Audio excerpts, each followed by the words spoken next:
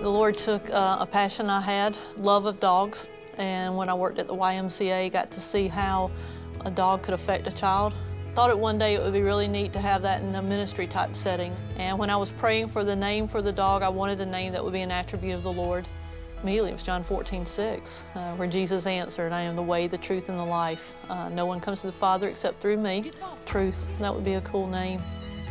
People that I have actually seen that when we were at a park offering some water, and they find out we're at a church, or sometimes they kind of shy away, and then Truth and I could come up and that very same person would just come up and start loving on Truth. So it kind of lets them know we're real people. She just breaks down a lot of walls that somebody may put up and gives us a chance to have conversation with people.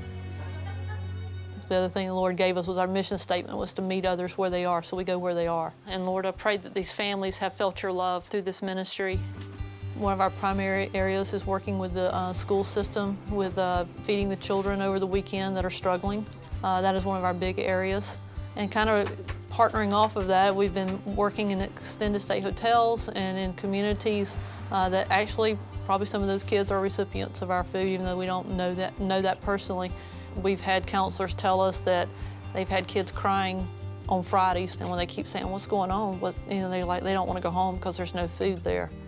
Where the gap was on the weekends or for extended periods of time.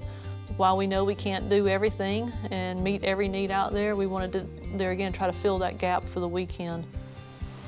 Most people, when they think of homeless, they think of probably the men that are sleeping under the bridge, cardboard boxes, park bench, those kind of things, certainly in inner city. But we find that they're in the extended stay hotels. They're partnering up in families, multiple families having to live together, or cars and some shelters. That's the homelessness in our suburban neighborhoods. You know, a lot of people can't fathom living in a one-room hotel for more than a couple of days or whatever, and we have families that have been there for years. And I always tell our families, if you kind of want to get an idea of what that would be like, move all your family into your master bedroom. If you've got a countertop microwave, take that in there with you, and everybody live in that room for a weekend. Just get real close and on top. And that's where a lot of our kids are living. We say, oh, there are all these programs out there. Not everybody's partaking of that system. Whatever the reason is, if a kid's hungry, we still got to step in. My name is Louise Radloff, and this is the beginning of my 41st year with the Gwinnett County Schools. In the district I represent, there's over 100 languages spoken, and poverty has increased, and with poverty come different issues. Are there children who are hungry? Absolutely. It's a combination of homelessness, single parents, immigration issues where parents can't get employment. The county as a whole, physically, financially, cannot address every problem. There's just no way the amount of taxes could support the kind of needs that we have. But if each of us will step up and just do 1 hour a week, it can make a difference. Go to your school system, look on their website, find out free and reduced lunch percentages. If you know somebody that works in the school system, that's a great resource to start there. Ask them, what are they facing in their community? And they'll probably tell you more than you ever dreamed was going on there. The school systems has a great pulse of what's happening in your community.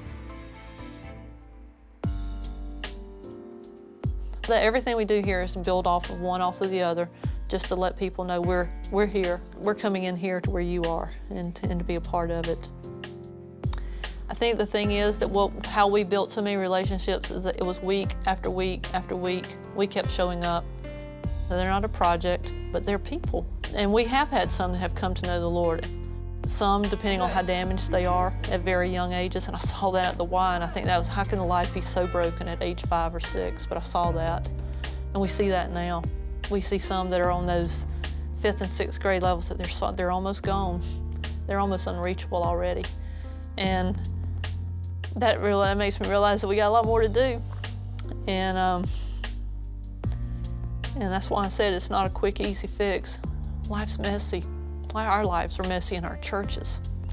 And we just got to get real and do life with people. Go where they are and meet them there. And like I said, take the good, bad, and the ugly and love them through it. Because that's what Jesus did to us. That's grace and that's mercy.